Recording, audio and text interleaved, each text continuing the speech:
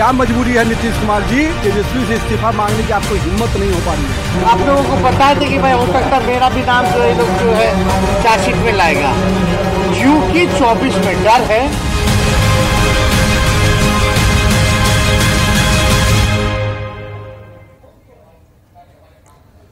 तो तेजस्वी का क्या होगा? दरअसल लैंड फॉर जॉब मामले में बिहार के डिप्टी सीएम तेजस्वी यादव के खिलाफ दाखिल चार्जशीट पर राउज एवेन्यू कोर्ट आज सुनवाई करेगा। दिल्ली की राउज एवेन्यू कोर्ट सीबीआई की ओर से दाखिल चार्जशीट पर संज्ञान ले सकता है। अगर ऐसा हुआ तो तेजस्वी यादव की मुश्किल बढ़ सकती है। साथ में नीतीश कुमार पर भी तेजस्वी यादव का इस्तीफा लेने का दबाव बढ़ सकता है। लैंड फॉर जॉब के इस मामले में सीबीआई ने पिछले साल 18 मई को केस दर्ज किया था। सीबीआई के मुताबिक लोगों को पहले रेलवे में ग्रुप डी में टेम्पररी नौकरी दी गई और जब उनके परिवार ने जमीन का सौदा किया तो उन्हें रेगुलर कर दिया गया। सीबीआई की दूसरी चार्जशीट में लालू परिवार के अलावा रेलवे से जुड़े पूर्व अफसरों और कंपनियों को आरोपी बनाया गया है। चार्जशीट में लालू यादव, उनकी पत्नी राबड़ी देवी और बेटे तेजस्वी यादव को आरोपी बनाया गया है, जिसके बाद से बिहार में सियासत गर्म है। बीजेपी लगातार तेजस्वी यादव के इस्तीफे की मांग कर रही है। वहीं तेजस्वी यादव ने इस पूरे मामले को राजनीति से प्रेरित बताया है। ऐसी क्या मजबूरी है नीतीश कुमार जी कि आज तेजस्वी से इस्तीफा मांगने की आपको हिम्मत नहीं हो पा रही है? कहीं ना कहीं कुर्सी का जो मोह है नीतीश जी, आज आपके चेहरे पे, आपके सिद्धांत पे, आपकी कार्यशैली पे दिख रहा है। 1 महीना पहले ही तो हम आप लोगों को बताए थे कि भाई हो सकता है मेरा भी नाम जो ये लोग जो है चार्जशीट में लाएगा, क्योंकि 24 में डर है। जो भी चार्जशीट तेजस्वी जी पर दायर हुआ है वो भारतीय जनता पार्टी के द्वारा रचे गए षड्यंत्र का हिस्सा है। तो लैंड फॉर जॉब मामले में बिहार के डिप्टी सीएम तेजस्वी यादव पर अगर दिल्ली के राउज एवेन्यू कोर्ट सीबीआई की ओर से दाखिल चार्जशीट पर संज्ञान लेता है तो नीतीश पर तेजस्वी का इस्तीफा लेने का दबाव बढ़ सकता है। और ऐसा इसलिए कि नीतीश कुमार स्वच्छ छवि के लिए जाने जाते हैं। उनका अपना एक ट्रैक रिकॉर्ड रहा है। उन्होंने क्राइम, करप्शन और कम्युनलिज्म से कभी समझौता नहीं किया। जेडीयू के नेता और मंत्री अक्सर इस बात का दावा करते हैं कि सीएम नीतीश क्राइम, करप्शन और कम्युनलिज्म पर कभी समझौता नहीं करते। तो जेडीयू नेताओं का दावा नीतीश कुमार के ट्रैक रिकॉर्ड में साफ साफ झलकता है। आरोप लगने के बाद नीतीश कुमार मंत्रियों से इस्तीफे लेते रहे हैं। 2005 में डिग्री घोटाले में नाम आने के बाद मंत्री बनने के 24 घंटे के अंदर ही जीतन राम मांझी से इस्तीफा लिया गया था। हालांकि आरोप खत्म होने के बाद वो फिर से मंत्रिमंडल में वापस ले लिए गए। 2009 में एक मामले में नाम आने के बाद से नीतीश कुमार ने आरएन सिंह का इस्तीफा ले लिया। 2010 में भ्रष्टाचार के आरोप में मंत्री जमशेद अशरफ को इस्तीफा देना पड़ा। 2011 में कोर्ट की ओर से फरार घोषित होने के बाद रामाधार सिंह से नीतीश कुमार ने इस्तीफा लिया। 2015 में स्टिंग ऑपरेशन में घूस लेते पकड़े जाने पर अवधेश कुशवाहा से इस्तीफा लिया गया। 2015 में बालिका गृह कांड में पति पर आरोप लगने के बाद मंजू वर्मा को भी इस्तीफा देना पड़ा। सबौर यूनिवर्सिटी भर्ती घोटाले में नाम आने के बाद मंत्री बनने के 72 घंटे के अंदर ही मेवालाल चौधरी से इस्तीफा लिया गया। पिछले साल महागठबंधन सरकार बनने के कुछ समय बाद, मंत्री बनने के कुछ ही दिनों बाद आरोप लगने पर कार्तिकेय सिंह को इस्तीफा देना पड़ा। तो इस तरह से पीछे भी कई मंत्रियों ने इस्तीफा दिया है। वहीं 2017 में तेजस्वी यादव पर सिर्फ आरोप लगने पर नीतीश कुमार आरजेडी से अलग हो गए थे और अब तो लैंड फॉर जॉब मामले में बिहार के डिप्टी सीएम तेजस्वी यादव के खिलाफ दायर चार्जशीट दाखिल हो चुकी है और आज दिल्ली के राउज एवेन्यू कोर्ट में इस पर सुनवाई भी होनी है। कोर्ट ने चार्जशीट पर संज्ञान ले लिया तो इसका मतलब है कि केस सुनने के लायक है।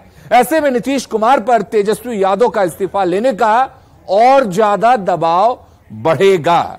इधर चार्जशीट दाखिल हो चुकी है जिस पर सुनवाई होनी है और इसको लेकर बिहार की सियासत भी गर्मा गई है। बीजेपी ने तेजस्वी के इस्तीफे की मांग की है तो महागठबंधन ने सीबीआई और केंद्र पर हमला बोला है।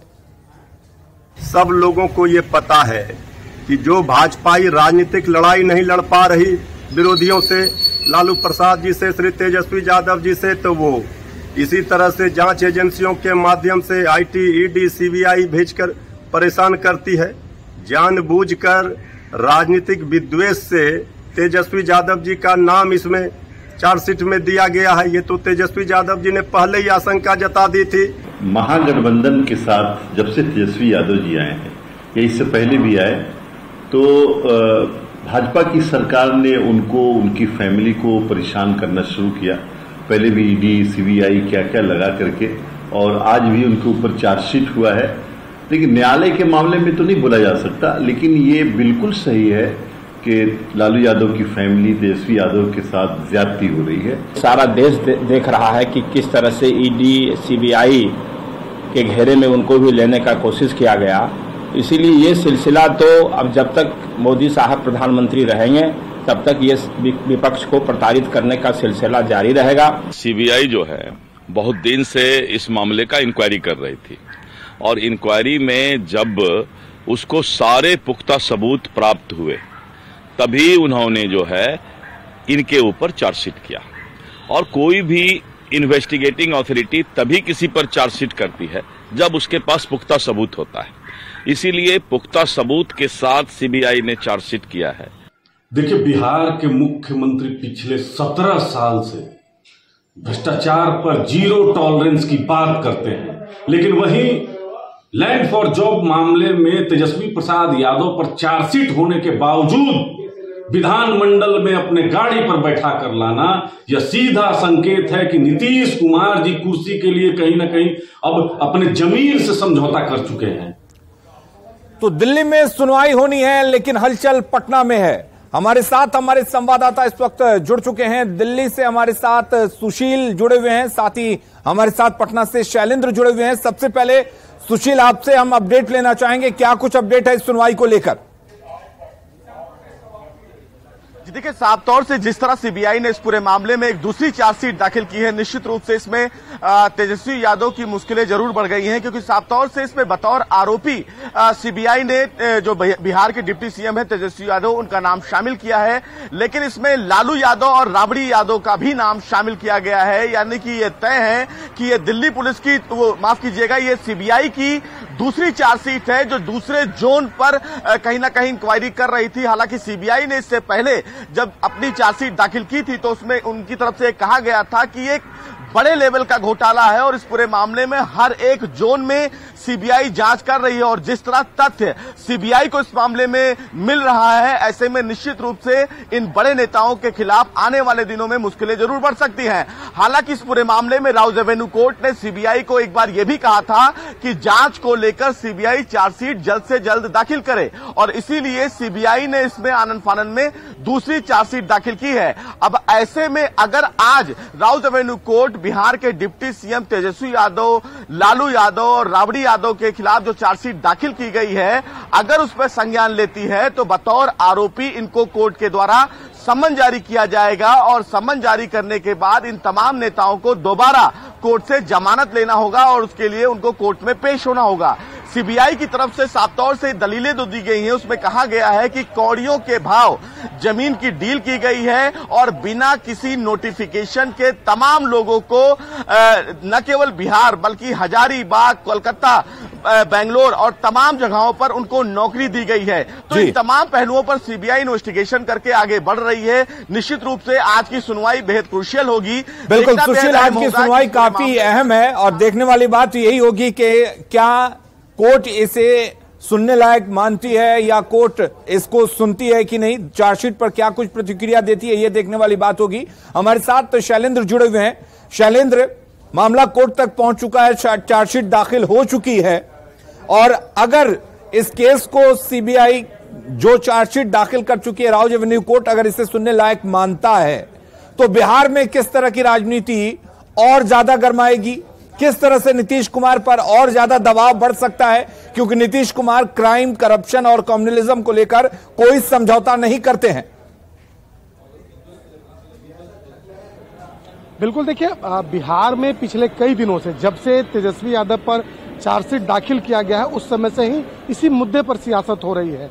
बीजेपी इसी पर लगातार सवाल भी पूछ रही है महागठबंधन से कि आखिर नीतीश कुमार जिस CCC की बात करते थे वो आज कहां है। खासतौर पर कई मंत्रियों ने पहले इस्तीफा दिया, इसका भी जिक्र बीजेपी के द्वारा किया जा रहा है। और अभी भी जब बिहार विधानसभा का मॉनसून सत्र चल रहा है उसमें भी सबसे पहला सवाल सरकार से बीजेपी का यही होता है। विपक्ष के लोग यही सवाल पूछते हैं कि आखिर तेजस्वी यादव पर जब चार्जशीट दाखिल हुआ तो इस्तीफा क्यों नहीं नीतीश कुमार मांग रहे हैं। जवाब जदयू से भी दिया जा रहा है, आरजेडी से भी दिया जा रहा है, लेकिन इसमें सबसे महत्वपूर्ण इस मामले में जवाब जदयू का है। जदयू ने इसमें साफ तौर पर यह कह दिया है कि चूंकि यह मामला राजनीति से प्रेरित है और जब तक के लिए न्यायालय की तरफ से कोई आदेश नहीं आता है तब तक के लिए कोई आरोप नहीं बनता है। हमारे साथ संजीव चौरसिया भी हैं, भाजपा के विधायक हैं, इनसे भी बात कर लेते हैं।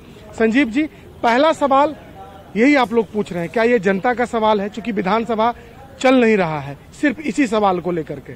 या जनता भी इस चीज को जान रही है और ये पूछ रही है कि नीतीश कुमार जवाब दे कि पूर्व में भी जो मंत्रियों के साथ होते रहा है FIR तक का, तो तुरंत आप इस्तीफा लेने का काम कर लेते थे। ये तो चार्जशीट का है, तो चार्जशीट के बाद भी आप इस्तीफा लेने का काम नहीं कर रहे हैं, बर्खास्त नहीं कर रहे हैं। तो वैसे 4 सीटेड उप मुख्यमंत्री सदन के अंतर्गत भी रहे तो ये कितनी बड़ी मर्यादा को उल्लंघन करने का काम कर रहे हैं, ये अपने आप से बड़ा प्रश्न है। चलिए, साथ ही साथ जिन मुद्दों को शैलेंद्र, बीजेपी का अपना आरोप है और महागठबंधन के नेताओं की तरफ से अपनी सफाई दी जा रही है, चाहे वो कांग्रेस हो, आरजेडी हो या फिर जेडीयू हो। हालांकि इस पर सुनवाई होनी है, सुनवाई में क्या कुछ होता है इस पर भी हम लगातार अपने दर्शकों को अपडेट देते रहेंगे। फिलहाल के लिए सुशील और शैलेंद्र, आपका बहुत बहुत शुक्रिया। तो इधर